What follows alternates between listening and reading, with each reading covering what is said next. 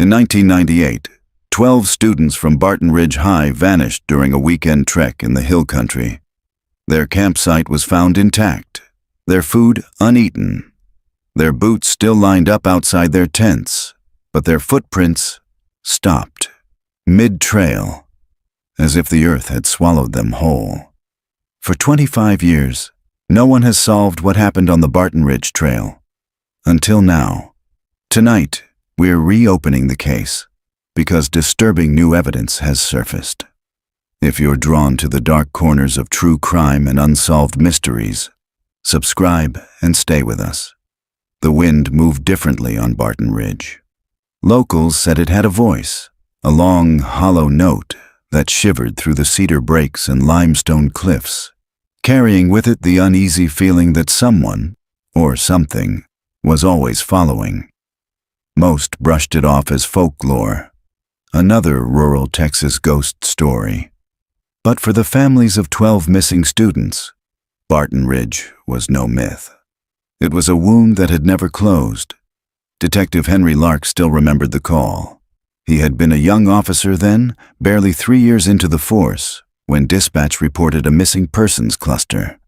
12 kids, seniors from Barton Ridge High, had failed to return from a weekend trek.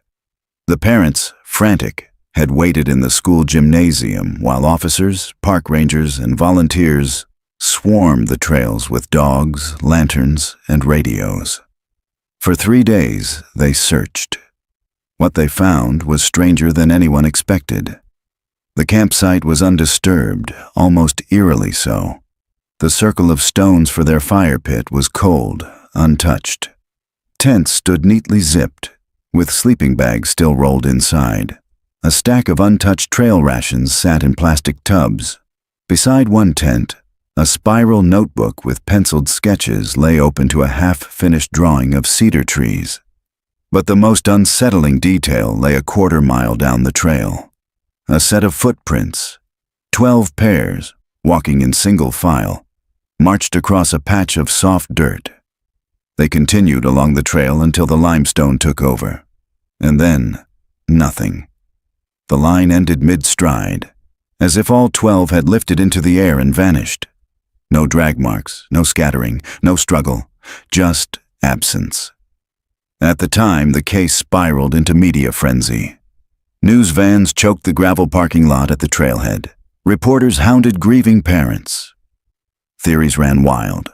Cult abduction, runaway pact, drug overdose, even alien intervention. But no bodies, no clothes, no trace of the 12 ever surfaced. Within months, the headlines faded. The trail was closed. The families mourned without closure. Now, in 2023, Henry Lark was no longer the young officer taking orders. He was retired, his hair gone gray, his badge tucked away in a drawer he rarely opened.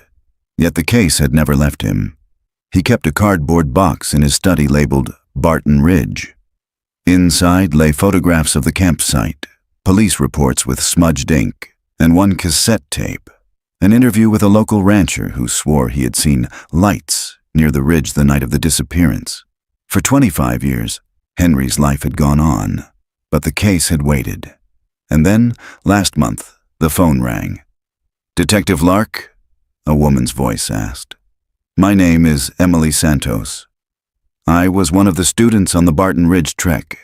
I never told the police what I saw, but I think it's time." Henry froze. He had read her name countless times in the file. Emily Santos, age 17, presumed deceased. "Miss Santos," he said carefully, "that's not possible." Her reply was a whisper, tight and trembling. "You're wrong. I'm alive, and I'm ready to talk." Henry sat in silence long after the line went dead. His pulse throbbed in his temples. If this was true, if even one of the missing 12 had survived, everything about Barton Ridge would unravel. The next morning, the old detective pulled the cardboard box from his study and spread its contents across the kitchen table. Photos, maps, transcripts, the spiral-bound sketchbook recovered from the scene. And, for the first time in years, he allowed himself to whisper the question he had buried. What really happened on the trail that day? Outside, the Texas wind rose against the house, slipping under the eaves with a sound almost like a voice, almost like laughter. The cafe was too bright for what she was about to tell him.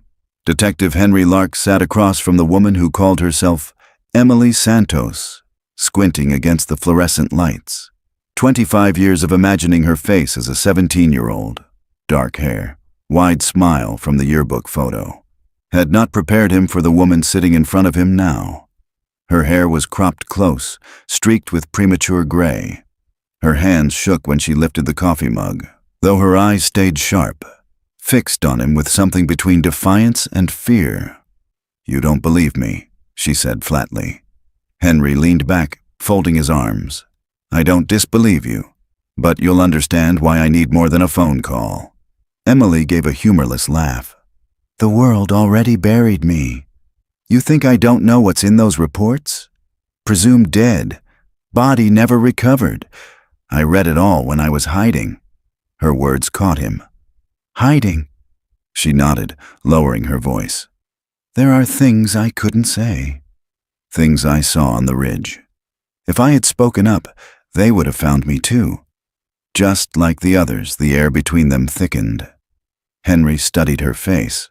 Drawn cheeks, skin weathered beyond her years. Trauma left a mark that no disguise could fake. He had seen it in soldiers, in battered spouses, in missing children recovered after too long. "What happened, Emily?" he asked softly. For a long time, she didn't answer. Her eyes drifted to the window, where late afternoon traffic crawled down Main Street. Finally, she spoke. The trail disappeared. Henry waited, letting the silence stretch. He had learned long ago not to rush survivors. Emily's gaze snapped back to him. "You think I sound insane?" "Everyone always does. But I was there, detective. I walked it. One moment we were following the path like normal. Me, Marcus, Janelle, all of us. And then it wasn't there anymore. Just rock. Blank. Like the earth had swallowed the trail." Henry's throat tightened. He remembered the footprints ending mid-stride. That detail had haunted him for decades. "Where did you go?" he asked. Emily's hands gripped the mug so tightly he thought it might shatter. "Into the trees, deeper than we should have. That's when we realized something was following us."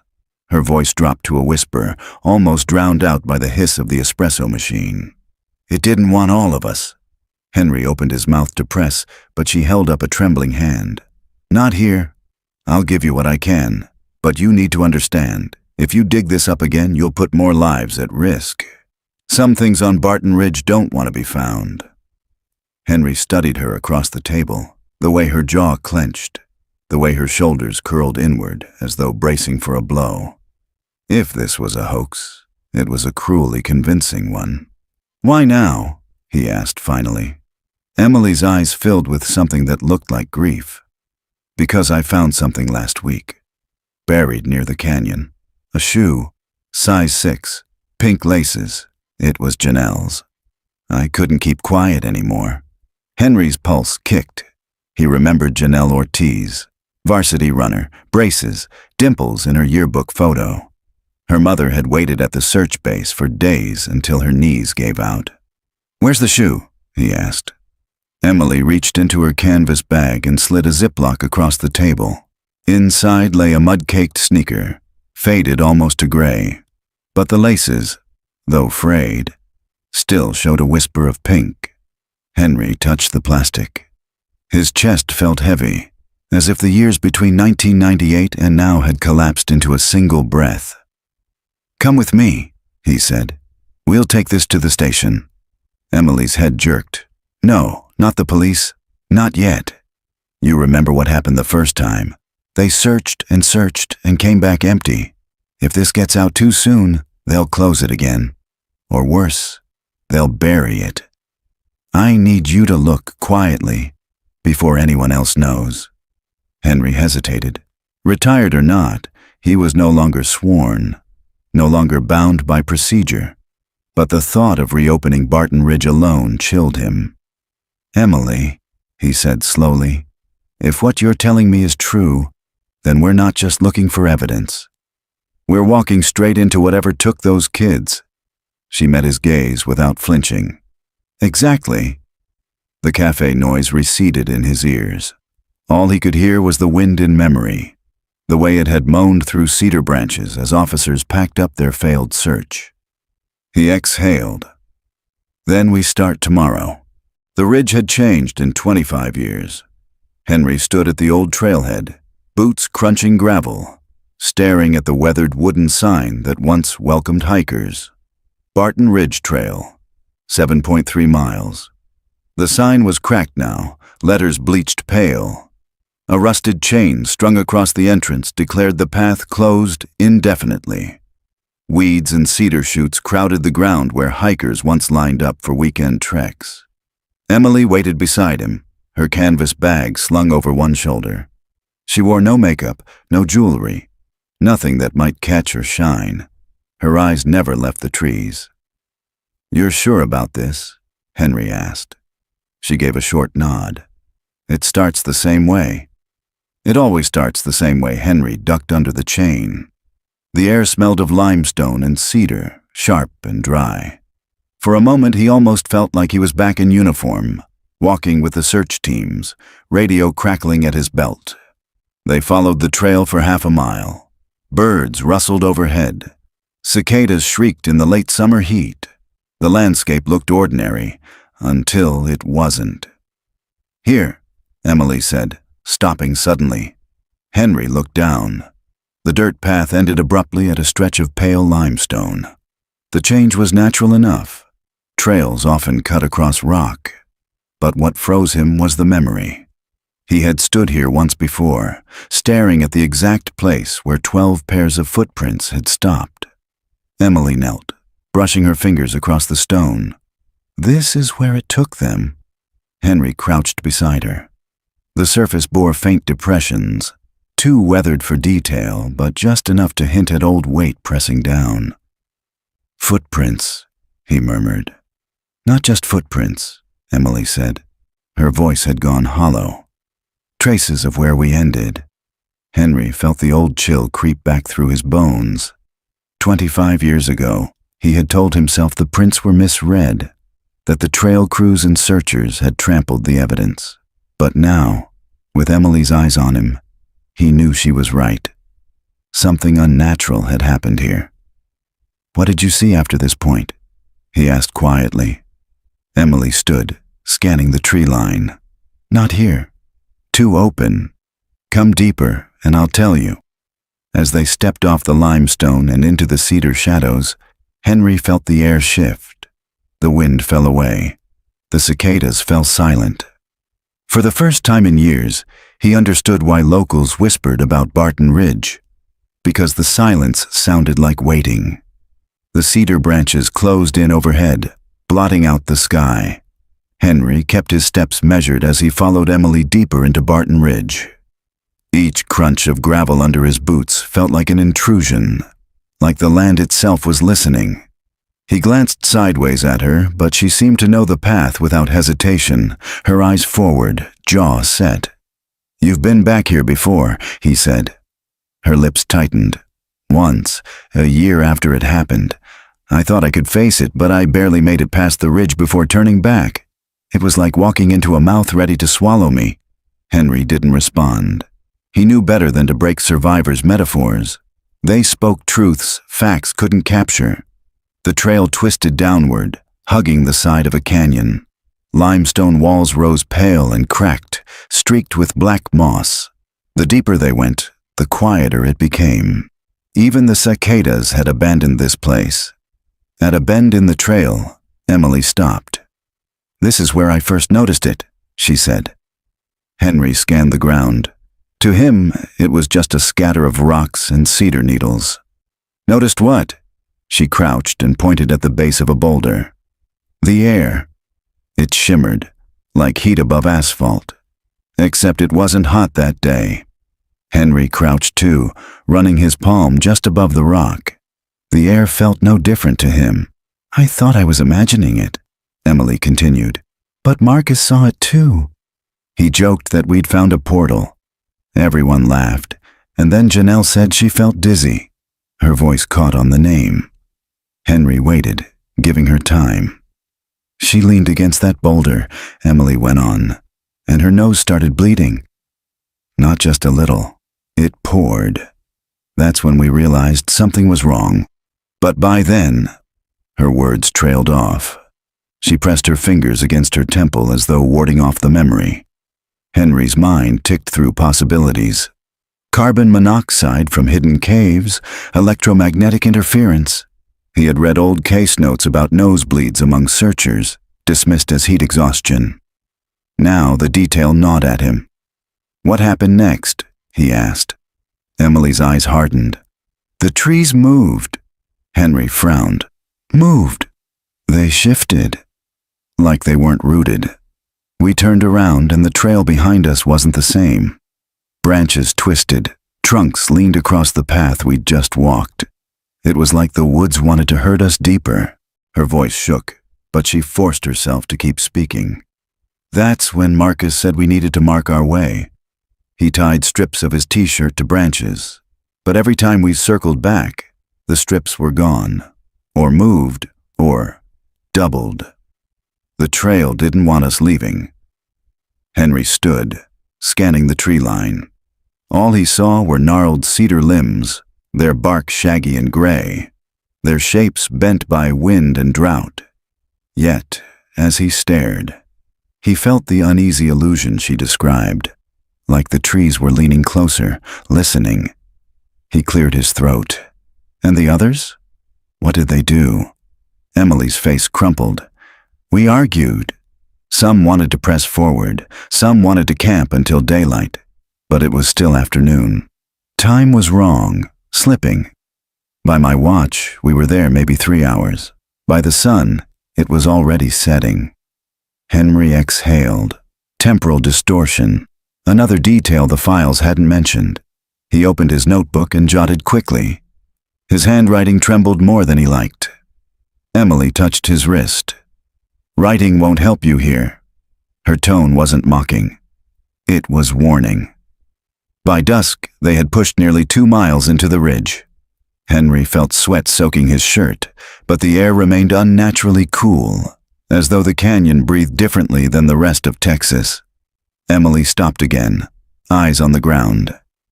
This is where it took the first one, she said. Henry's chest tightened. Who? Tyler, she whispered. The class clown. He was walking behind me.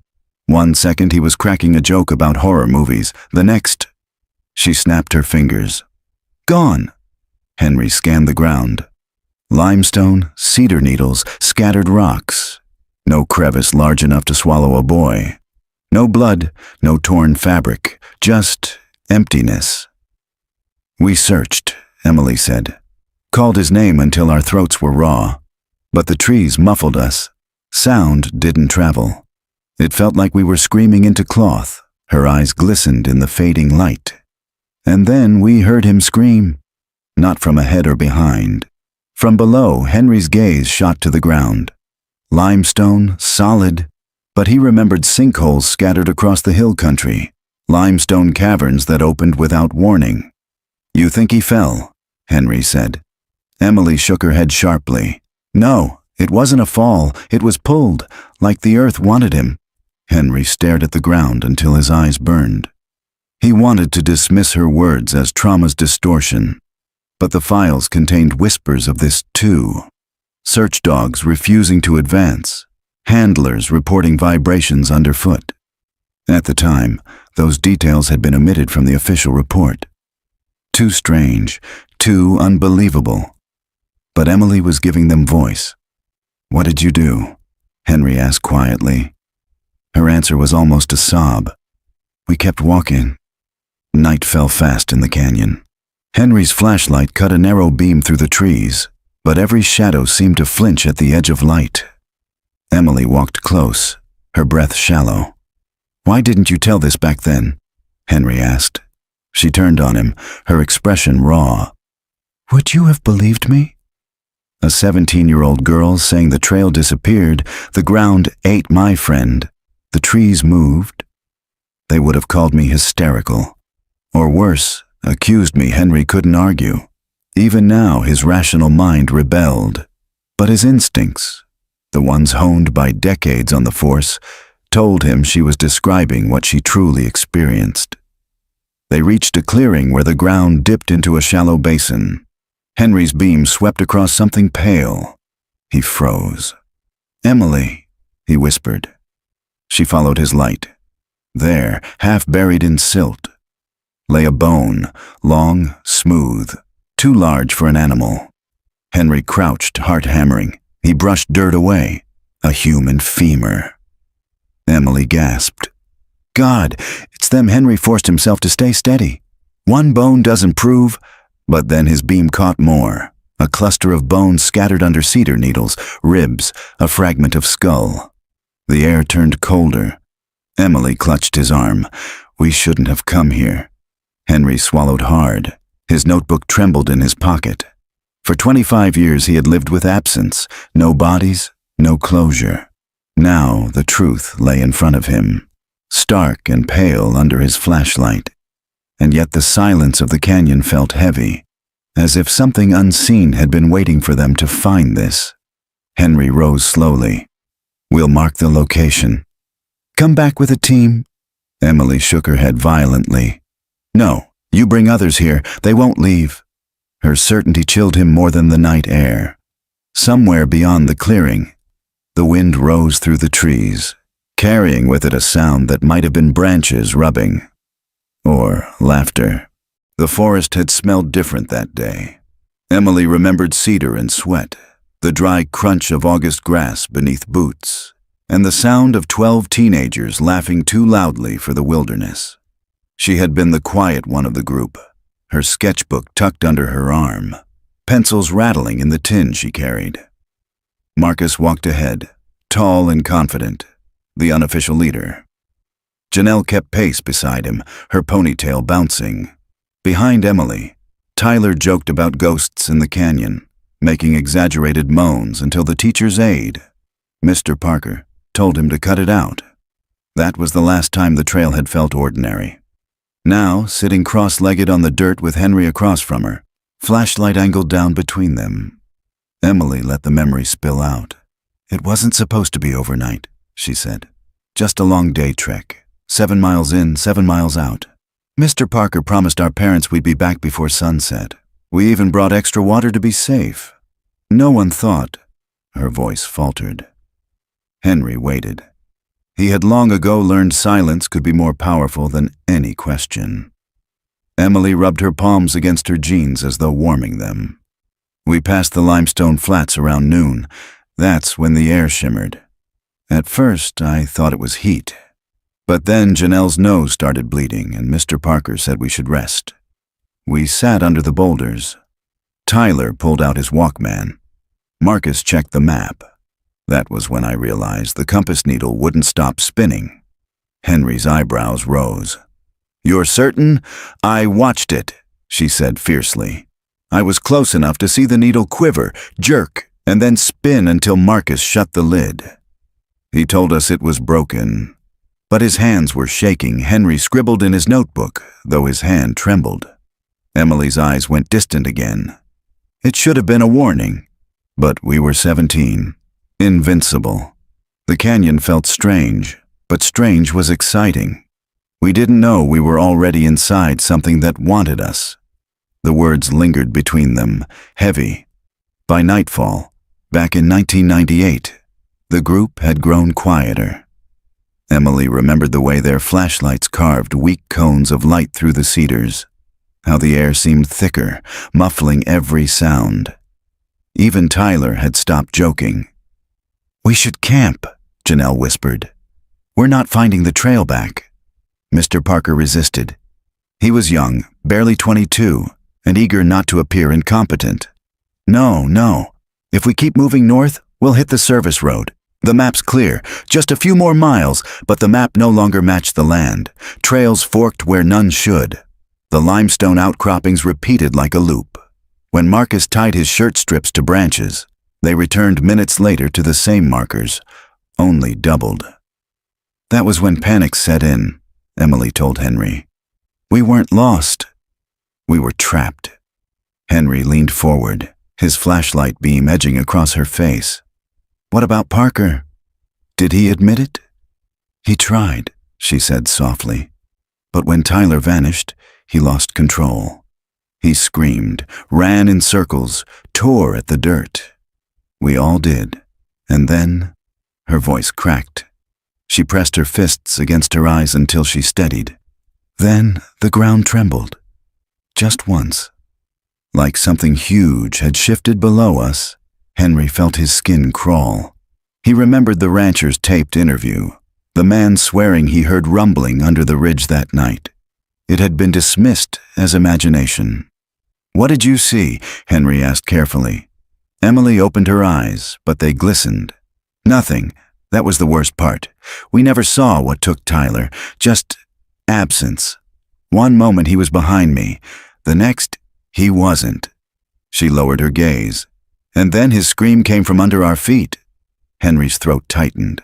He glanced toward the clearing where bones still rested under cedar needles. Emily's voice thinned to a whisper. That's when Marcus decided we had to run. Back in 1998, they ran blind. Branches lashed their faces, roots snagged their boots. The cedar canopy blotted out moonlight, so their flashlights bobbed wildly, beams catching glimpses of pale stone, startled owls, each other's terrified eyes. Emily had clutched Janelle's hand so hard her nails cut skin. She remembered Marcus shouting, remembered Mr. Parker crashing through brush, and always, behind them, the sound of branches bending, not breaking, bending, as though the trees themselves moved to follow. After what felt like hours, they stumbled into a hollow. Breathless, they collapsed in a circle, gasping. Emily drew her sketchbook against her chest, as if the paper could shield her. Marcus counted heads. 11. Emily still heard his voice. Ragged. Don't panic. Tyler's behind us. We'll find him, but no one believed. Now, in the present. Henry stared at her across the clearing. And the others? They kept going. Her jaw trembled. One by one. She didn't elaborate, not yet. Instead, she pulled her canvas bag close and withdrew the sketchbook. Not the original, she had lost that long ago, but a newer one. Pages filled with drawings she had redone from memory. She opened to a sketch of twisted cedars crowding together like ribs of a cage. This is what it looked like, she said. This is how the trail closed. Henry traced the lines with his eyes. The trees leaned, their limbs forming an arch that seemed almost alive. He felt a shiver, the same unease that had gnawed at him since stepping back on the ridge. Emily, he said quietly, if this is true, then the land itself is hunting, she finished. The flashlight flickered once, then steadied. Somewhere in the dark, something cracked, a branch, sudden and sharp. Both of them froze. Henry lifted the light, sweeping the tree line. Nothing, just cedar shadows. But Emily's face had gone pale. It remembers, she whispered. It always remembers when someone comes back. They didn't linger. Henry insisted on retracing their steps toward the trailhead before full dark trapped them. Emily walked stiffly, clutching her bag to her chest, her silence more unnerving than words. By the time they reached the rusted chain, Henry's shirt was damp with sweat, his notebook heavy in his pocket. He paused, glancing once more at the ridge swallowed by night. For the first time in decades, he admitted the possibility he had avoided. Barton Ridge wasn't just an unsolved case.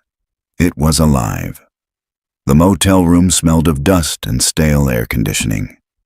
Henry sat at the small laminate desk. Emily's sketch of the closing trees spread in front of him. The lamp's weak light deepened the shadows between the pencil strokes. The more he stared, the more the lines seemed to shift, as if the forest itself leaned closer. He rubbed his eyes. Fatigue had set in, but adrenaline kept him from sleep. He needed corroboration, something beyond a traumatized woman's memory. something that would let him believe or disprove without fully losing his mind. His phone vibrated. A text from his old partner, Karen Duvall. "Still awake?" Henry typed back quickly. "Need your help. Barton Ridge. Ever heard of compass failure?" Dots blinked, then her reply came, "Yes. Rangers reported it in '98. Said equipment went haywire? Why?" Henry's pulse quickened. Emily hadn't invented it. "Meet tomorrow? Coffee at Cedar's Diner?" A pause, then 8 a.m. Don't expect good news. The diner still carried its 1970s decor, red vinyl booths, coffee pots that never emptied, locals hunched over plates of eggs and gossip. Karen was already there, hair clipped back, a thick folder in front of her. Retirement had not dulled her eyes. They still scanned a room like radar. "You look worse than I expected," she said, as Henry slid into the booth. "Long day," he muttered. "What's in there?" She tapped the folder. "Everything I salvaged before the county shelved the case. Reports, search logs, witness statements." She opened it, flipping to a page. "See this?" Ranger McAllister filed that compasses spun at the ridge. The search dogs wouldn't go past mile marker 7. Kept whining, pulling back. He swore the ground trembled at night. Henry leaned closer. The report was yellowed, but the words were clear. Why wasn't this taken seriously? Karen's mouth tightened. Because it sounded insane. The sheriff at the time didn't want ghost stories in his files. He pushed it off as stress, bad weather, faulty gear. Henry thought of Emily's white knuckles, her whisper about the earth hunting. What about survivors? Anyone else come forward? Karen shook her head. Just Emily. She stumbled out 3 days later, barefoot, dehydrated, hysterical. Kept saying the trees closed. Nobody listened. Parents wanted answers, not myths. She slid another page across the table. But one detail always bothered me. When search teams combed the ridge, they found markers. Torn strips of fabric tied to branches. Multiples, like the same shirt had been torn over and over again, farther apart than one person could have done in the time window. Henry's stomach dropped. Marcus, you're saying the markers duplicated? Karen raised an eyebrow. I'm saying they shouldn't have been there. Not in those places, unless someone, or something, was moving them. The clatter of plates from the kitchen snapped Henry out of his trance. He lowered his voice. Karen, Emily swears she saw the ground swallow one of them. Tyler. Heard his scream underneath. Karen went still. For the first time, her hardened expression faltered. That matches what McAllister said. What do you mean? She leaned in. After the official search ended, he kept going back on his own. Said he'd stand on the limestone flats and hear voices under his boots. Kids' voices. Like they were still down there. Henry felt ice in his veins. Karen's hand closed the folder. That's why I never went back. Some cases, you don't chase them. They chase you, but Henry wasn't ready to quit. Not yet. That afternoon, he drove out to the ranch where Ranger McAllister had retired. The property was wide, dotted with sagging sheds and horses that lifted their heads as his car pulled up. The ranger himself answered the door. White beard, skin weathered like bark. His eyes narrowed when Henry introduced himself. You're here about the kids, McAllister said flatly. Not a question. Henry nodded. I need to understand what you saw. The old man's gaze swept past him, toward the cedar ridge rising faint in the distance. Still calls to you, doesn't it? Once you've heard it, you can't unhear it. Henry swallowed. Tell me. McAllister motioned him inside. The cabin smelled of tobacco and old wood.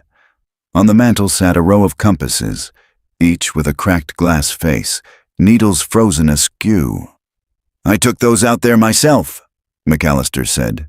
Everyone spun wild until it broke. Brought them back as proof. Sheriff said I tampered with them. He barked a humorless laugh. Henry approached the compasses. Their needles pointed in no consistent direction. He felt a weight in the room, as though the ridge's gravity stretched this far. "What about the voices?" he asked. McAllister's jaw clenched. "You don't want to know." "I have to."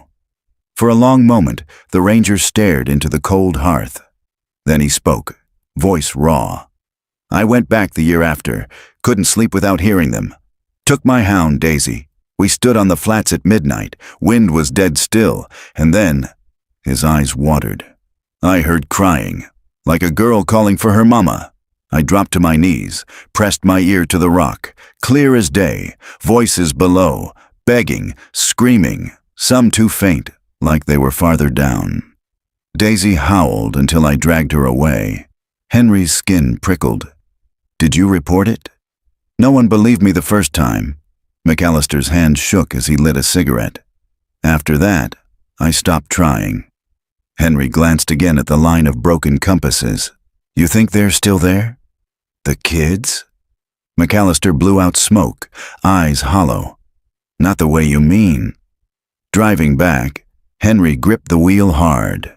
The pieces refused to fit into ordinary logic. Duplicated markers, voices under stone, a woman whose memories matched both. Emily waited at the motel when he returned, sitting stiffly on the bed with her bag in her lap. She studied his face the instant he walked in. "You found him," she said, not a question. Henry closed the door. "He heard voices, just like you described." Something flickered in Emily's expression, relief, dread, maybe both. "Then you believe me now," she whispered. Henry sat across from her, heavy. "Belief isn't the word. But I know you weren't alone out there, and whatever swallowed those 12 students." His voice dropped. "Isn't finished." The room hummed with silence. Emily opened her sketchbook again, flipping to a page she hadn't shown him. A drawing of limestone cracked open like a mouth. Figures falling into it, their arms outstretched. Beneath, she had scrawled one sentence: "It never lets go." Henry stared at the page until the lines seemed to shift, until he almost heard the muffled echo of children crying through stone. The room's only light came from the bedside lamp, casting half of Emily's face in gold and half in shadow. She held her sketchbook closed against her knees, her gaze fixed somewhere decades away. Henry didn't interrupt.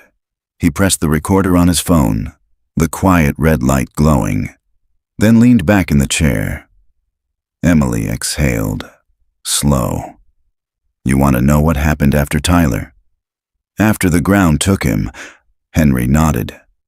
Her voice dropped to a whisper, as though she feared the walls themselves might hear. "Nothing was ever the same." In 1998, the canyon air cooled sharply that night. Their small group, now 11, clustered beneath leaning cedars, flashlights trembling in their hands. Mr. Parker tried to steady them. "He just got separated." Trails twist. At first light we'll find him, but even he couldn't hide the way his lips quivered, or how his hand jerked each time a branch shifted overhead. Marcus crouched low, tying another strip of shirt to a branch. "We need markers," he said. "We keep moving till dawn. Standing still is worse." "No," Janelle shot back. "We should stay put. If we keep running, we'll get more lost." Their voices rose, overlapping, the panic raw. Emily sat apart, sketchbook clutched to her chest, trying to scratch lines into the page by flashlight glow. She didn't know why, maybe because drawing kept her tethered when reality bent. But when she lifted her eyes, she froze.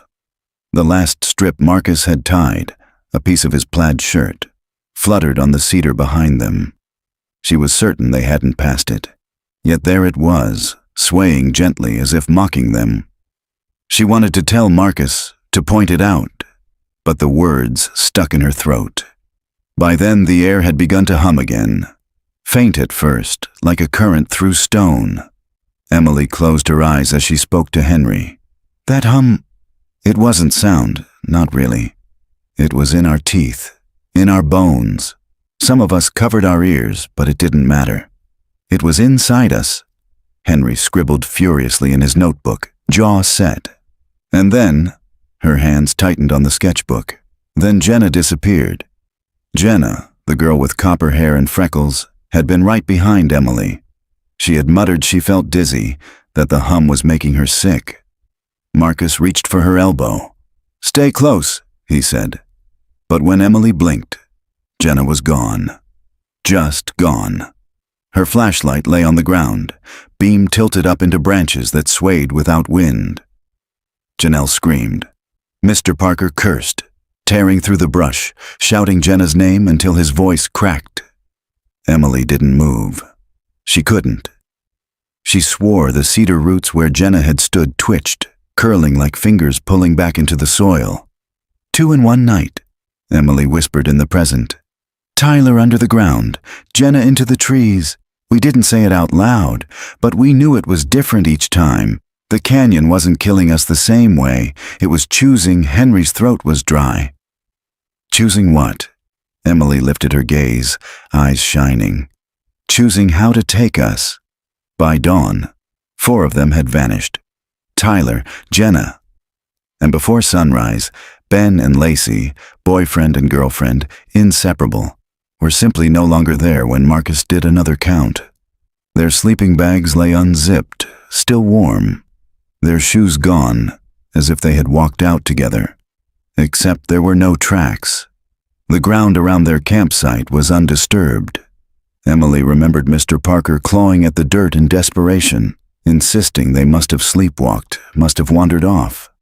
Marcus kept yelling at him to stop, his voice cracking with a fear he couldn't hide anymore. Janelle sobbed openly.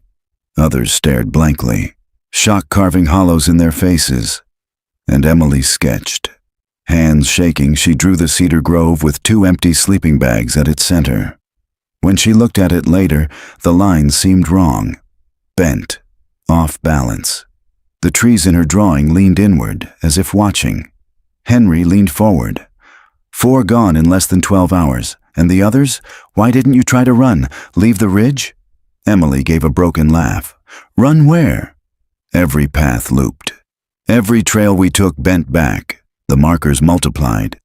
Marcus tied strips until his shirt was rags, but they appeared in places he swore he hadn't been. The canyon was folding around us. Her nails dug crescents into the sketchbook cover. We weren't lost. We were trapped inside something that knew we were there. Henry forced himself to breathe evenly, though his skin prickled. And you survived. Emily's mouth trembled. That's the worst part. I survived because it let me. In 1998, panic drove them by noon. Mr. Parker raved, insisting they needed to scale the ridge wall, get higher ground. He scrambled up loose limestone, hands bloodied from grabbing jagged rock. The others watched from below, hope flickering. See? He shouted down, voice wild. It's not impossible. Then the ledge shifted. Not crumbled, shifted, as if the rock itself shrugged him off. Emily still heard the sound. A hollow groan, then Mr. Parker's scream as he pitched backward, vanishing into a tangle of cedar branches. They rushed to where he fell.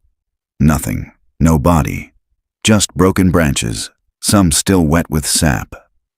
Marcus dragged his hands through his hair, face pale as chalk. It doesn't want us to leave, he muttered. No one argued. Back in the motel, Henry shut his notebook with a snap. He couldn't take more, not tonight. Emily's voice had grown ragged, her shoulders hunched as though the memory pressed her into the mattress.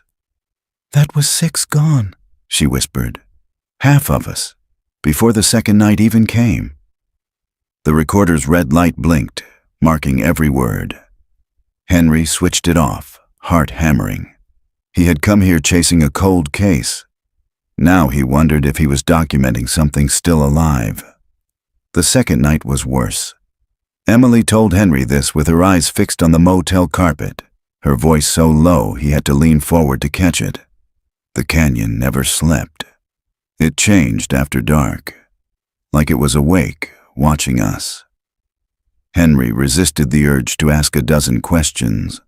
He let her unravel the memory at her own pace, the recorder running. In 1998, the survivors huddled close around the dim glow of 3 flashlights. The batteries were already fading. 6 gone. Only Emily, Marcus, Janelle, Sarah, Devin, and Caleb remained. No one spoke for a long time. The silence was not emptiness, but pressure, heavy and humming, as if the air between them was thick with invisible current. Finally, Sarah whispered, "We can't stay here. It knows where we are." Marcus shot her a look, eyes hollow but fierce. "And where do you think we'll go? Every path leads back." "Then we don't take paths," Devin snapped. His jaw was clenched, sweat shining at his temples. "We cut through. We make our own." Janelle shook her head violently. "No, that's exactly what it wants, splitting us up, making us stray." "Tyler strayed because we followed Parker," Devin shot back. "He's dead because of—" "Stop!" Marcus's voice cracked like a whip. The group fell quiet, but distrust lingered, sharp as knives. Emily curled tighter against her sketchbook. She had drawn the grove again, but each time the trees leaned closer, their limbs tangling like arms. She wanted to rip the page out, but something in her hand wouldn't let her. As night deepened, the hum began again. This time it rose in waves, pulsing through the soil like a slow heartbeat. They covered their ears. It didn't help. Emily paused, shivering even under the motel's air conditioning. "It wanted us to argue," she said. "It wanted us to break apart, and it worked." Henry's pen stilled above his notebook. "What happened?" Emily's eyes glistened. "Devin and Caleb vanished next." They vanished in rage. Devin had stormed off first, muttering curses, flashlight beam bouncing erratically as he disappeared between trees. Caleb ran after him, shouting for him to come back. The others waited, breathless. 10 minutes, 20. Then a scream ripped the night. It wasn't fear, it was agony. Then silence. Marcus wanted to follow. Janelle grabbed his arm, nails digging in. "Don't you dare!" Emily sat frozen, unable to move or speak. She remembered only the way their flashlight beams faded, swallowed by the forest, until nothing remained but blackness. Now, in the present, Emily's voice broke. "We never saw them again. Just silence, like they'd never been born." Henry swallowed hard. "And then there were 4. Emily nodded. By midnight, Janelle had stopped crying. She sat rigid, staring into the dark, whispering words Emily couldn't hear. Marcus paced, muttering about maps, about how he should have brought better gear, about how Parker was a fool. His anger filled the clearing, but underneath it, Emily heard terror. Thin, reedy. Sarah tried to pray, but when she knelt, the ground beneath her shifted slightly, as if something writhed beneath the soil. She scrambled back, sobbing. That was when Emily saw the shapes. Not bodies, not shadows. Something in between. Dark figures moving just beyond the edge of the flashlight's reach. They seemed human in form, but wrong in the way they bent, leaning too far, their arms too long. Each time the beam jerked toward them, they vanished. But she knew they hadn't gone. They were circling. "Do you see them?" she whispered. No one answered. Emily's nails dug into the sketchbook now, her knuckles white. Those things weren't people. But they knew how to look like people if you didn't stare too hard. Henry wrote the words down, hands shaking. "And the others?" "Marcus, Janelle, Sarah." Emily stared at the wall, as though afraid to speak their names. Not all of them made it to morning. The scream came near dawn. Sarah. One moment she was sitting against a tree, eyes red from crying. The next, her body jerked upright as though yanked by invisible hands. She rose to her toes, choking, clawing at her throat. Marcus and Janelle rushed forward. Emily stayed frozen, heart battering against her ribs. Sarah's body lifted inches from the ground, head tilted back, mouth open in a silent shriek. Then she dropped, limp. They scrambled to her, shook her, slapped her face. But when Marcus pressed his ear to her chest, he pulled back with tears streaking his cheeks. "Nothing," he whispered. Janelle wailed. Emily didn't move. She could still see faint marks around Sarah's throat, as though fingers had closed there, fingers that weren't visible. Emily's voice shook as she told it now. "She died right in front of us. No warning, just—" Snatched Henry's stomach turned, bile creeping at the back of his throat. He pressed his pen to paper hard enough to almost tear it. "3 left," he said quietly. Emily nodded. "Just Marcus, Janelle, and me." In 1998, dawn brought no relief. The hum faded, but the silence that replaced it was worse. Marcus looked older, his eyes bloodshot, his lips cracked.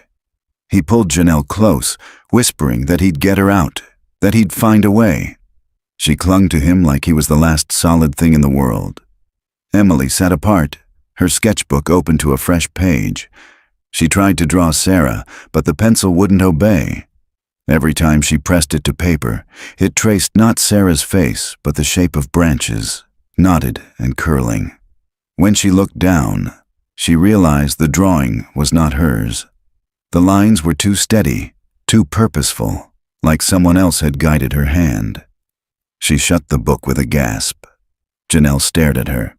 "What are you doing?" "Nothing," Emily stammered. Nothing." But when she closed her eyes, she saw it again. The trees leaning, their limbs bent like fingers clutching at prey. Emily fell silent in the motel room. Her breath hitched, her grip on the sketchbook so tight Henry thought the spine might snap. "Stop there," he said gently.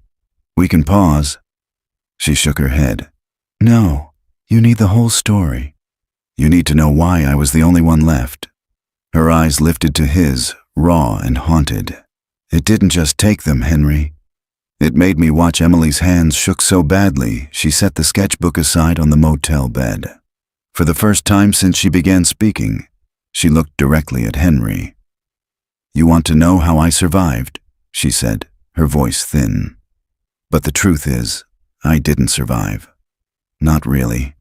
Something walked out of that canyon, yes, but it wasn't the same girl who went in." Henry's throat felt tight. He let her gather herself. She drew a deep breath, then began.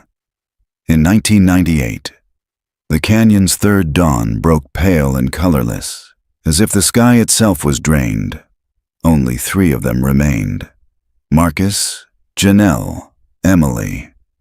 The world had shrunk to the small circle of their fear. No more jokes, no more arguments, just silence, except for the whisper of branches. They hadn't eaten since Tyler vanished. Food seemed irrelevant now, tasteless, like chewing dust. All they wanted was out. Marcus took charge. His voice was hoarse, but his authority held. "We head east, no matter what happens. Straight line until we hit the river." Janelle nodded, clinging to his arm. Emily followed. Clutching her sketchbook through the pages inside terrified her. Every time she opened it, the drawings had grown darker. Shapes between trees, mouths in the ground, figures bent at impossible angles. She swore she hadn't drawn them. Yet there they were, black pencil digging into the paper as though carved by something else. She stopped looking. She just carried it. They walked for hours. The markers Marcus tied now appeared ahead of them before he could place them. Torn fabric hung from branches they hadn't reached yet. At first he swore, tore them down. But after the 5th or 6th time, he stopped fighting. His face went blank, lips pressed white. Janelle whispered to him, "It's playing with us." He didn't answer. Emily's voice cracked in the present. "That was the moment I knew it wouldn't let us leave. It was keeping us until it was done." Henry's pen hovered uselessly above the page.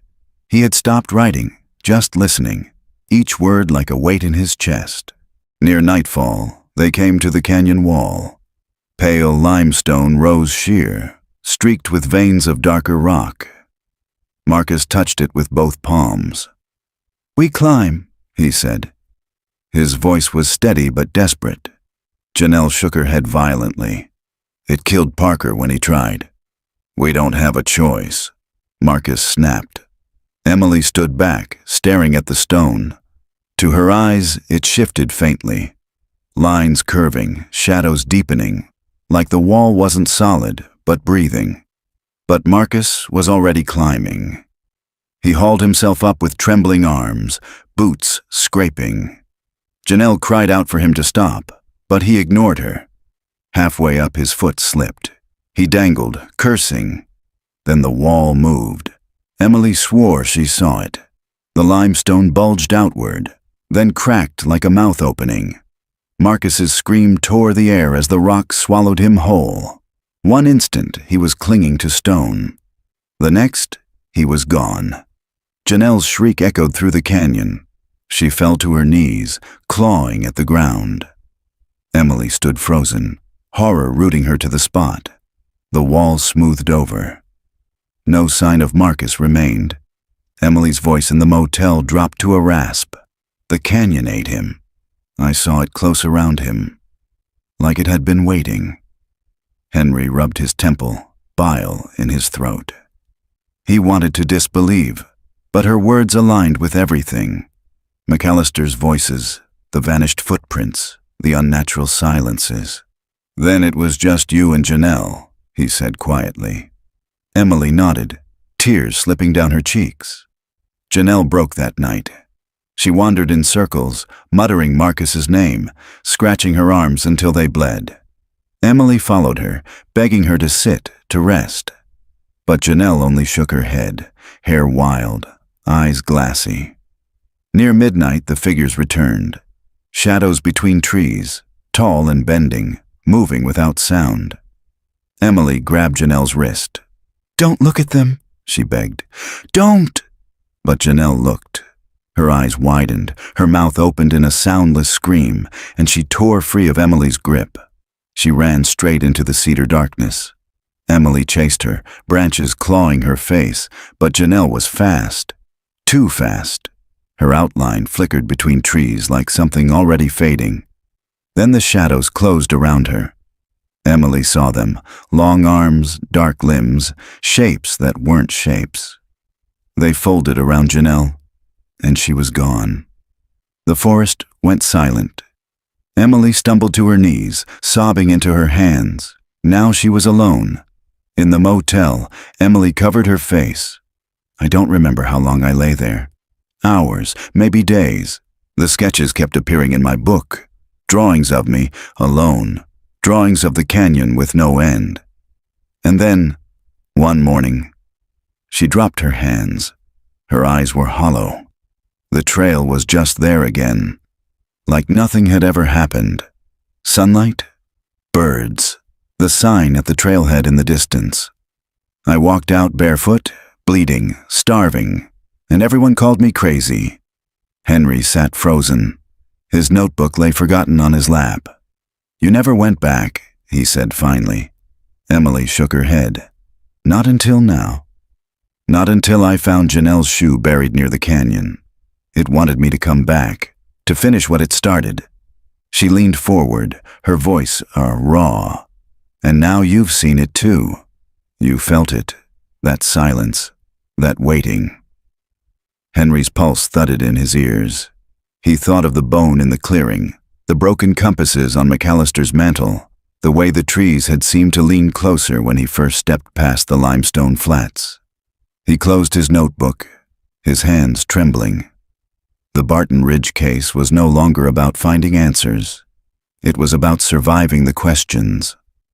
The motel room was silent after Emily's confession. She sat curled on the bed, clutching her knees, her eyes rimmed red. Henry paced. His body wanted rest, but his mind was wired. Restless. He couldn't shake the image of Marcus pressed into stone, Janelle swallowed by shadows. He couldn't shake the way Emily said, "Now you've seen it too." He needed proof. By morning, he was already driving to town. The hardware store owner raised an eyebrow as Henry dropped items on the counter.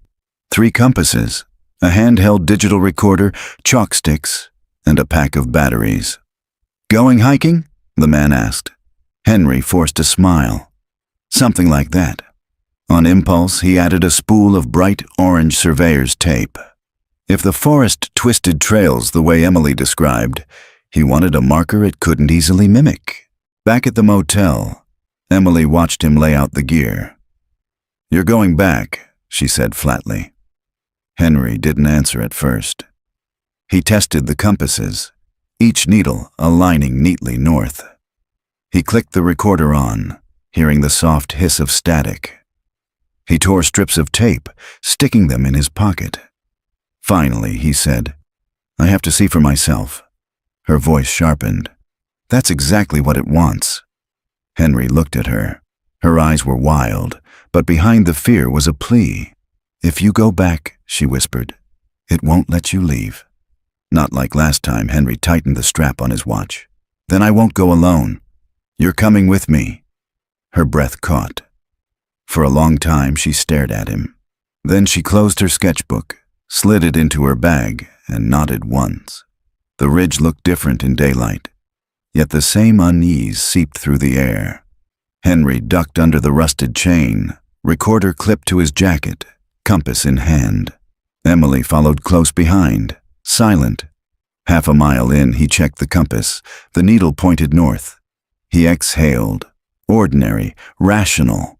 But by the limestone flats, the needle twitched. Henry held it steady. The needle spun, hesitated, then whirled in a frantic circle before sticking east. His stomach dropped. He pulled a second compass. Same result. Emily's voice trembled. "Now, do you believe me?" Henry didn't answer. He just turned on the recorder, letting it capture the silence. They marked their path with tape. Henry tying bright strips to branches every few feet. Neon orange against gray cedar. Impossible to miss. But 20 minutes later, the tape appeared ahead of them. Henry froze. A strip fluttered from a branch directly in their path. He touched it with trembling fingers. Same knot, same tear at the end. "I tied this," he whispered. Emily's hand closed around his wrist. "I told you." The recorder hissed softly in his pocket. By midday, they reached the clearing where Henry had found the bone. It was gone. He dropped to his knees, shoving cedar needles aside, dirt caking his nails. Nothing. The pale rib fragment he had uncovered last time had vanished without trace. Emily stood rigid, her face drained. "It doesn't like you marking it," she whispered. "It doesn't want to be mapped." Henry sat back on his heels, chest heaving. He had expected to confirm Emily's story, not to feel the ground shift under the weight of it. He pulled out his notebook, scrawling furiously. Evidence removed. Deliberate? Supernatural? Unknown. The compass spun again in his pocket. By late afternoon, the silence deepened. Henry stopped walking, realizing suddenly that the forest had no birds, no wind. Even his footsteps seemed muffled, as though the air was thick. The recorder hissed louder. He pulled it out, checked the levels. Spikes trembled across the display, though neither he nor Emily had spoken. "Do you hear that?" he asked. Emily cocked her head. Her face paled. "Voices." Henry strained. At first it was just static. Then faintly, he heard it too. Thin, distant, like children crying through walls of stone. He nearly dropped the recorder. "Henry," Emily whispered. Her hand dug into his sleeve. The trees ahead had shifted. He knew the trail bent right, but now it bent left. The trunks leaned differently, their shadows rearranged. The tape marker he had tied only minutes before now dangled in a new place, as if the forest had pivoted around them. Henry's pulse roared in his ears. "Stay calm," he muttered. "It's tricks. Just tricks." But the word tricks felt childish, pathetic. The recorder hissed louder. Then, clear as day, a voice rasped from its speaker. "Stop running." Henry's blood froze. Emily clapped a hand over her mouth, eyes wide. The voice came again, softer, layered with static. "Stop running." Henry snapped the recorder off. His hands shook so hard he nearly dropped it. The silence afterward was worse. They left the ridge before nightfall, stumbling back toward the trailhead like fugitives. Henry didn't stop until the rusted chain was behind them, the parking lot empty under the lowering sun. He bent over, hands on his knees, gasping. Emily stood beside him, trembling. "I told you," she whispered. "It never lets go." Henry straightened slowly, gripping the recorder like a weapon. The compasses in his pocket were both cracked, glass faces spider-webbed. For the first time in his career, Henry Lark had no rational explanation. And for the first time, he feared the case wasn't about finding the missing. It was about making sure more didn't vanish. Henry couldn't sleep. The recorder sat on the motel nightstand, its red light like a watchful eye. He had replayed the voice twice, each time certain it hadn't been his imagination. The words were faint but distinct, like a breath against his ear. "Stop running." Emily slept fitfully across the room, her sketchbook open on the bed beside her. Even in slumber, her hands twitched as though still drawing. At dawn, Henry gave up on sleep. He dressed, pocketed the recorder, and drove into town. The Barton Ridge Historical Society was a squat brick building with a dusty display of arrowheads and ranching tools in the window. Inside, the air smelled of paper and lemon polish. The clerk behind the desk, a wiry man with white hair, glanced up from his newspaper. "Help you?" Henry flipped open his old badge wallet. He wasn't on duty anymore, but sometimes the gesture still opened doors. Henry Lark. "Retired detective. I need to see archives on Barton Ridge." The man's eyes flicked to the badge, then back to Henry's face. For a second, something tightened in his expression. "Barton Ridge, you say?" "That's right. Trail's been closed for years. Nothing to see there." Henry leaned on the counter. 12 students disappeared in 1998. That case doesn't vanish just because the trail's closed. The clerk's jaw worked. "You lawmen never learn, do you? Some things don't want digging up." Henry held his gaze until the man sighed and led him to a back room lined with metal filing cabinets. The Barton Ridge file was thinner than Henry expected. Newspaper clippings, a few photographs of search parties, a map with red pencil circles. But half the pages were missing. He flipped through, frowning. "Where are the ranger reports?" The clerk shrugged. "What you see is what we got." Henry knew better. He remembered the paperwork Karen had shown him. Dog reports, compass anomalies, McAllister's statements. None of it was here. "These were pulled," Henry said flatly. The clerk said nothing. Henry pressed. "By who?" The old man's lips thinned. "You should ask the sheriff. Or maybe the school board. Folks don't like the Ridge discussed. Brings bad luck."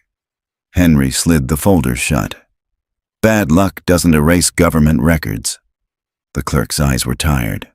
"Maybe not, but fear does." At Cedar's Diner, Karen Duvall sat with a cup of coffee, already watching him as he walked in. "You look like hell," she said. Henry slid into the booth. "Archives are gutted. Ranger reports gone. Witness statements missing." Karen stirred her coffee slowly. "I told you. They didn't want it on record. A disappearance that big. It could have destroyed the town. Tourism, land value, the school, everything. Easier to call it unsolved and move on." Henry's jaw tightened. "That wasn't incompetence?" "That was a cover-up." Karen met his eyes. "You're just realizing that now?" He sat back, exhaling. "I heard a voice yesterday, out there. On my recorder, Karen's spoon clattered against her mug. Don't play with me, Henry." He pulled the recorder from his pocket, set it on the table, pressed play. Static filled the diner's hum. Then, faintly, a voice. "Stop running." Karen's face drained.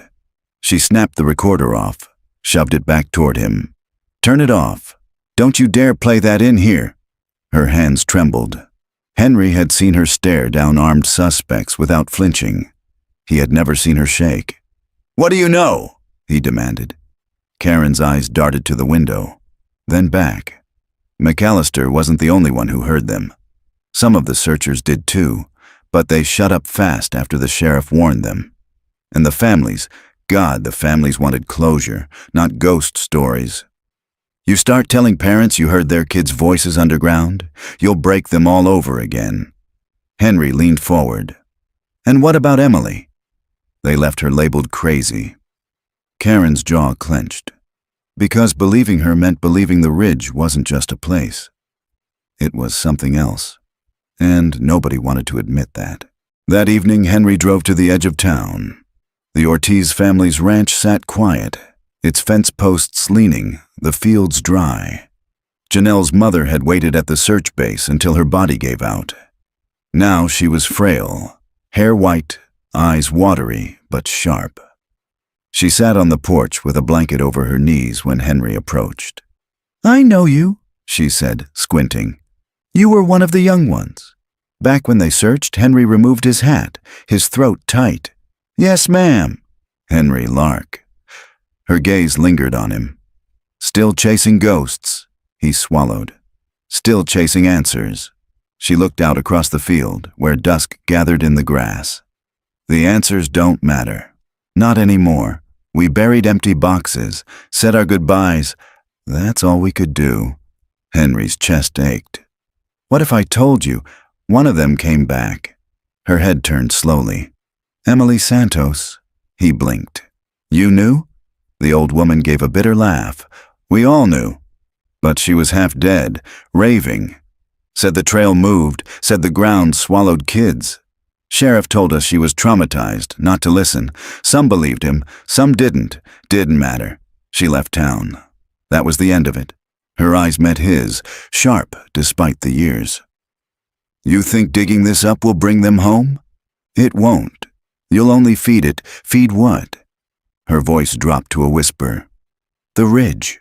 It eats whatever looks back at it. Henry drove away with the words clawing at his mind. By the time he reached the motel, Emily was awake, sitting in the dark with her sketchbook open. She didn't look up as he entered. You talked to them, she said. Yes, and they told you to stop. Henry hesitated. They told me it doesn't want to be fed. Emily lifted her gaze. In the lamplight, her eyes looked hollow, haunted. That's the problem, she whispered. It already has been. She turned the sketchbook toward him. On the page was a new drawing. Not the forest, not the canyon. It was Henry, standing alone in the clearing, recorder in hand. And behind him, the trees leaned close, their limbs curling like arms. Henry told himself he wasn't going back. He told himself as he shaved, as he sat in the motel diner with a plate of cold eggs, as he listened to the rain tapping the window. Barton Ridge had chewed up every cop who touched it. Karen had washed her hands of it. The families had closed their doors. Emily had warned him in her own fractured way, but the Ridge pulled like a riptide. By dusk he was back in his car, headlights cutting across the empty highway. Emily didn't ask where they were going. She sat silent in the passenger seat, sketchbook open on her knees. The forest swallowed the road. By the time Henry parked near the trailhead, the light was almost gone. They walked with flashlights, beams sweeping across wet leaves. The air was heavy with the smell of earth. Every sound carried too far, the crack of twigs, the rush of distant water. Henry's boots sank into mud. His chest felt tight, as though the trees pressed in on him. Emily stopped at the clearing. The rain had eased, leaving the grass shining. She crouched, touching the ground. They stood here, she whispered. All of them. The night before, Henry's throat was dry. How do you know? Her hand hovered above the soil. I remember. A shiver crawled over him. She had never said it that plainly before. Emily, he said carefully, you told me you blacked out, that you never saw where they went. Her eyes lifted, wide and luminous in the flashlight beam. That's what I wanted to believe. She straightened, pointing toward the canyon trail. It's waiting. The descent was steeper than Henry remembered. Mud slicked the rocks, roots catching at his boots. The canyon air smelled metallic, like wet stone and something faintly sweet, rotting. His beam swept across the canyon wall. For a second he thought he saw shapes cut into the stone, carvings, spirals, crude faces. Then the light shifted, and they were gone. "Did you see that?" he asked. Emily didn't answer. She was already farther down, moving as though pulled. "Emily!" He caught up, gripping her shoulder. She flinched, eyes glassy. "It calls," she murmured. Henry's hand tightened. "What calls?" Her lips trembled. "Them." At the canyon floor, water trickled between stones. The sound echoed like whispers. Henry's light caught something half buried in silt. He crouched, brushed it free. A shoe. Faded canvas, the sole gnawed by time. His heart lurched. He remembered the inventory lists. A boy named Tyler Crane, size 10 sneakers, white with red trim. The ridge hadn't devoured everything. Some things it spat back. He bagged the shoe with shaking hands. Emily stood a few feet away, staring at the canyon wall. "Look," she said. At first he saw only stone. Then the beam revealed an opening, narrow, jagged, half hidden by ferns. A cave mouth. Henry's pulse hammered. None of the maps, none of the search reports had shown a cave here. Emily's voice was low. "That's where I woke up. 16 years ago, the cave stank of damp and old earth. Their lights cut through hanging roots, glistening walls. The passage bent sharply, then widened into a chamber. Henry's beam swept across the floor. Bones, not human, at least not all. Deer skulls, bird wings, scattered vertebrae. But among them, a scrap of cloth, a rusted zipper. Emily's breath hitched. "They were here," she whispered. Henry crouched, his stomach roiling. He forced himself to photograph, to bag fragments. Procedure kept his hands steady. Behind him, Emily hummed. A low, tuneless sound. He turned. She stood at the far wall, her fingers tracing something carved into the stone. It wasn't random, not weathering, not scratches. 12 marks, vertical slashes. He counted them twice, dread growing heavier with each line. 12. Her voice broke. "We marked the days." Henry froze. "Emily?" Her hand dropped. "I remember now. We weren't lost. We were kept." The words sank like stones in his chest. He wanted to ask more, but then the recorder in his pocket clicked on. No one had touched it. Static filled the cave. Then layered voices, childlike, desperate. "Help us. It hurts. Don't let him." The rest tangled into distortion. Henry ripped the device out, switched it off, heart hammering. Emily swayed on her feet, her eyes unfocused. "They're not gone," she whispered. "They never left." Henry grabbed her arm. "We're leaving. Now." But the cave seemed to breathe around them. The air pulsed, damp and heavy. A low vibration shuddered through the floor, rattling stones. Emily's gaze fixed on the darkness beyond. "He's still here." Henry dragged her toward the opening. His flashlight flickered, once, twice, then died. Darkness swallowed them. Emily's whisper was the only thing he could hear. "Run." The dark swallowed sound. Henry's flashlight was dead, his recorder silent, and the only light came from Emily's trembling hands as she struck a match.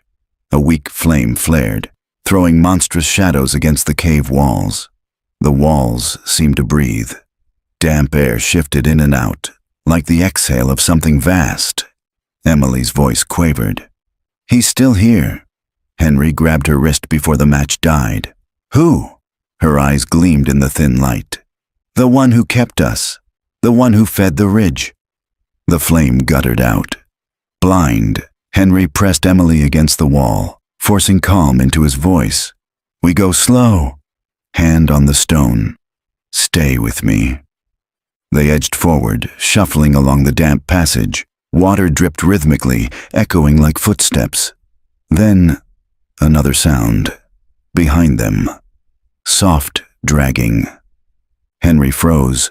His hand went to his holster by instinct, but the gun was locked in his motel drawer. He had nothing but the recorder, useless now, and his fists. The dragging grew louder, wet against stone. Emily whimpered. Henry pulled her forward. Faster. The tunnel bent, then widened. A faint glow pulsed ahead. They stumbled into a chamber. Faint light leaked through cracks in the ceiling, pale as moonlight. The walls glistened with mineral sheen. In the center lay a pit. Shallow, lined with bones. Some animal, some not. Henry's gut twisted. Emily dropped to her knees, fingers clutching her head. "This is where he made us choose." Henry knelt beside her, heart pounding. "Choose what?" Her voice cracked. "Who went next?" Before he could answer, the dragging sound entered the chamber. Henry spun toward the passage. Something stood there. It was tall, shoulders stooped, hair hanging in ropes. Skin pale, stretched tight. Its eyes caught the moonlight like an animal's. Henry's mind screamed man, just a man, wild, lost, feral. But the smell, rot, iron, wet earth, was not human. The figure staggered closer, dragging something behind it. Metal scraped stone. A chain. At the end of it, a rusted school backpack. Henry stepped in front of Emily. "Stay back!" The figure stopped. The air hummed. Then, in a voice like gravel, it whispered, "Still hungry." Henry's blood iced. The figure dropped the chain and lunged. Henry shoved Emily aside, grabbing a jagged rock from the floor. He swung. The rock connected with a wet crack. The figure reeled, but didn't fall. It laughed. The sound was thin, broken, a parody of joy. Emily scrambled to the pit, clawing at bones, pulling free a splintered femur. She swung wildly, striking its arm. The creature hissed, then retreated into the tunnel, dragging the chain with it. The sound of metal scraping faded into silence. Henry collapsed against the wall, chest heaving. Emily clutched the bone, eyes wild. "He let us go!" "He always lets some go." Henry stared at her. "Why?" Her lips trembled. "So they bring others back." The chamber shuddered. Dust sifted from the ceiling. Somewhere deep, a hollow boom echoed. "Cave in," Henry gasped. He pulled Emily up. "Move!" They ran, stumbling through passages. The floor tilted, rocks falling around them. Henry's lungs burned. Behind them, the dragging sound rose again. Closer, faster. Emily cried out as the ground split under her foot. Henry hauled her free, nearly falling himself. They burst into a narrower tunnel, light ahead, faint, but real. Daylight. They scrambled through a crack in the stone, emerging onto the canyon floor. The rain had stopped, the sky dim with dawn. Henry collapsed, gulping air. Emily lay beside him, face streaked with dirt, eyes wide. The forest was silent.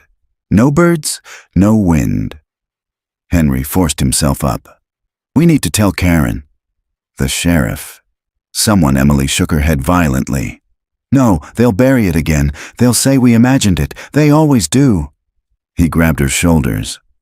"Emily, people need to know." Her eyes filled with tears. "Then more will come." "And he'll feed again." Henry's hands dropped.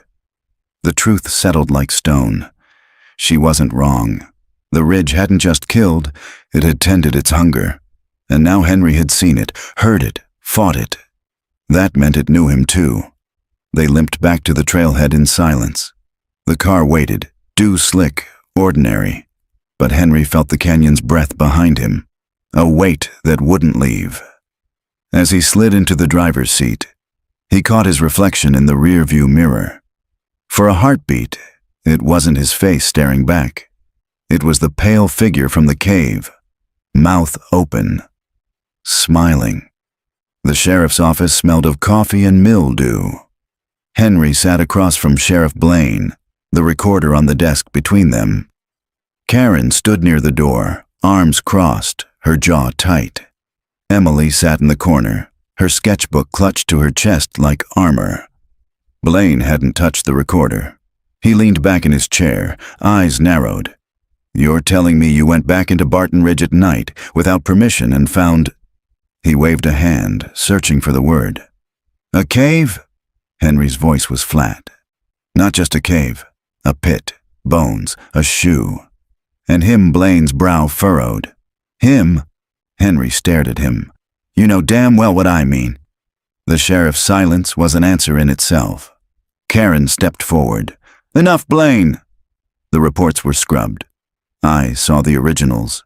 Ranger statements, compass malfunctions, McAllister's testimony. All gone.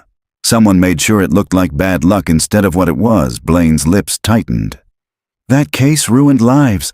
Families demanded answers. When we couldn't give them, someone had to decide what was best for the town." Emily's voice, fragile but sharp, cut through. "Best for the town. Not for us." All eyes turned to her. She rose, holding out the sketchbook.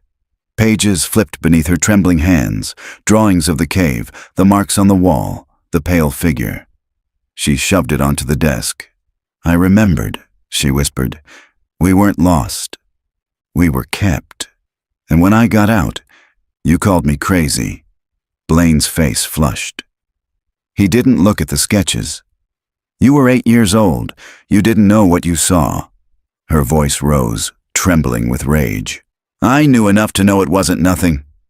The room went silent. Henry leaned forward. "You buried the truth." "That's not protection, Blaine. That's complicity." The sheriff's gaze flicked toward the recorder. "And what's on that?" Henry pressed play. Static filled the room. Then the voice. "Stop running." Karen's hand went to her mouth. Emily flinched. Blaine's knuckles whitened on the desk. For the first time, his composure cracked. He snapped the recorder off. "You don't understand what you're playing with." Henry's eyes bored into him. "Then explain it." Blaine's silence stretched until it felt like the walls themselves leaned closer. Finally, he exhaled, shoulders sagging. "We thought it was a man. Just a man, some drifter. But he never aged. Searchers heard him whisper their names. We found claw marks inside caves deeper than any person could go. The ridge doesn't let go. It never has." His eyes lifted, weary. "We covered it because once you see it, you can't unsee it. You can't walk away. And if word spread, more kids, more thrill seekers, more lives. Better one town suffers in silence than hundreds." The fluorescent lights above flickered. A low hum vibrated through the floor. Emily's sketchbook pages fluttered as though caught in a wind no one else felt. Her voice was small. "It's here." Henry's skin prickled. He glanced at the window. Outside, the sky was clear. Yet the glass pane vibrated, a faint rattle like fingernails. Karen cursed under her breath. "Not here." Not now. The lights died. Darkness swallowed the room. In the black, the recorder clicked on by itself. Voices layered over each other. High, low, male, female, pleading, angry, desperate. "Help us. Don't let him—" "Still hungry," Emily screamed. Henry groped for her, clutching her arm. He felt her trembling, felt her nails dig into his sleeve. Then, in the dark, another voice. Close. Too close. "Henry." He froze, his wife's voice. Gentle, familiar, impossible. "Henry," it whispered again, "come with us." His breath hitched. He almost answered, almost stepped forward. But Emily's hand yanked his, grounding him. "Don't!" The lights snapped back on. The sheriff's office looked the same. Desks, filing cabinets, peeling paint. But the recorder was gone. And on the wall, gouged deep into the plaster, were 12 marks. Fresh. No one spoke. The only sound was Henry's heartbeat, pounding in his ears. Finally, Karen whispered, "Now, do you believe it doesn't stay in the ridge?" Blaine's face was gray. He pushed back from the desk, shaking his head. "Get out, all of you. If you keep digging, it'll eat you whole." Emily hugged the sketchbook to her chest. Her eyes were hollow, but steady. "It already has." Henry met Karen's gaze. Both of them knew. This wasn't over. The ridge had reached into town, and it wasn't letting go. 2 weeks later, the ridge was quiet again. The sheriff's office closed its blinds, the newspapers printed nothing, and the trail remained chained shut with rusting padlocks. Henry sat on his motel bed, staring at the recorder he had bought to replace the one that vanished. Its red light blinked. Patient, waiting. He hadn't pressed play in days. He didn't dare. Karen had gone back to Dallas, returning to her stack of unsolved files. She left without saying goodbye, though she sent a single text the next morning. "Don't let it take you." Emily stayed. Not in town. She wouldn't step near the sheriff's office again, but in the motel room next door. She walked the halls barefoot, sketchbook pressed to her chest, and at night, Henry heard her crying through the thin walls. She never screamed. Just soft sobs, like a child trying not to be heard. One morning, Henry found her on the curb outside, watching the sunrise. She looked fragile in the light, her dark hair tangled, her eyes red but dry. "They don't want it spoken," she said quietly. "No." But if no one speaks, it keeps feeding. Henry sat beside her. The silence stretched. "I thought," he said slowly, "if I could name it, record it, make someone listen, it would end." Emily shook her head. "It doesn't end. Not with truth. Not with silence." Her hand tightened on the sketchbook. "It ends when there's nothing left to take." The words chilled him more than any whisper in the dark. By the end of the month, he was packing his car. The motel's neon buzzed weakly behind him. The highway stretched ahead. He told himself he was leaving the ridge behind. That distance might mean peace. Emily stood on the curb, sketchbook hugged tight. "You'll be back," she said simply. Henry loaded the last bag. "Not if I can help it." She tilted her head. "It knows you now. It doesn't let go." Her voice wasn't angry, just certain. He couldn't answer. The drive east was long and flat. He tried not to glance in the rearview mirror, but sometimes he caught it anyway. The pale suggestion of a face, a smile that wasn't his. At a truck stop, he pulled over, hands shaking. He yanked the recorder from the passenger seat, thumb hovering over the power switch. If he pressed play, maybe he'd hear silence. Maybe it had all been madness, nothing more. But deep down, he knew. Once you heard the ridge, it stayed with you. Weeks later, on a damp October evening, Karen sat at her desk in Dallas, working through another cold case. A stack of files towered beside her, each one a life gone missing. Her phone buzzed, a message from Henry. No words, just an audio file. Karen hesitated, then pressed play. Static. Then a voice, not Henry's, not Emily's, a child's, thin and trembling. "Help us." Karen dropped the phone, her stomach lurching. She stared at it as the recording played on, voices layering, pleading, sobbing. Then silence. She didn't pick it up again. Back in Barton Ridge, the forest breathed. Leaves rustled, though no wind stirred. The canyon walls glistened with damp, and deep in the cave, fresh scratches marked the stone. 13.